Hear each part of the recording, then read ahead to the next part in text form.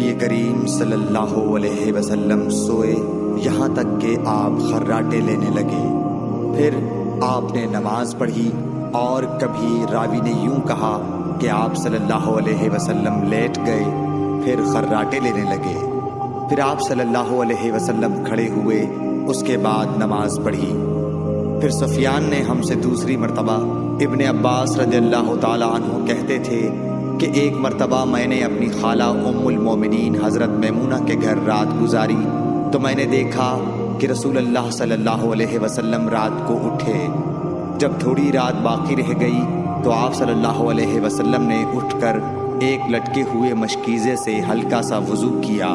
عمرو اس کا ہلکا پن اور معمولی ہونا بیان کرتے تھے، اور آپ کھڑے ہو کر نماز پڑھنے لگے تو میں نے بھی اسی طرح وضو کیا جس طرح آپ صلی اللہ علیہ وسلم نے کیا تھا۔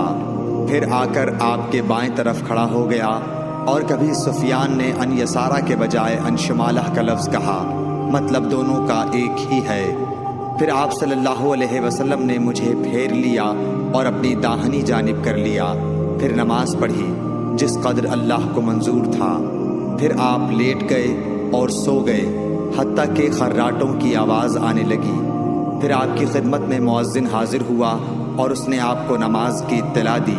آپ صلی اللہ علیہ وسلم اس کے ساتھ نماز کے لیے تشریف لے گئے۔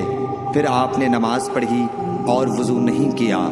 سفیان کہتے ہیں کہ ہم نے عمرو سے کہا، کچھ لوگ کہتے ہیں کہ رسول اللہ صلی اللہ علیہ وسلم کی آنکھیں سوتی تھیں، دل نہیں سوتا تھا۔ عمرو نے کہا، میں نے عبید بن عمیر سے سنا، وہ کہتے تھے کہ انبیاء علیہ السلام کے خواب بھی وہی ہوتے ہیں۔ پھر قرآن کی یہ آیت پڑھی، میں خواب میں دیکھتا ہوں کہ میں تجھے ذبح کر رہا ہوں۔ صحیح بخاری حدیث نمبر 138۔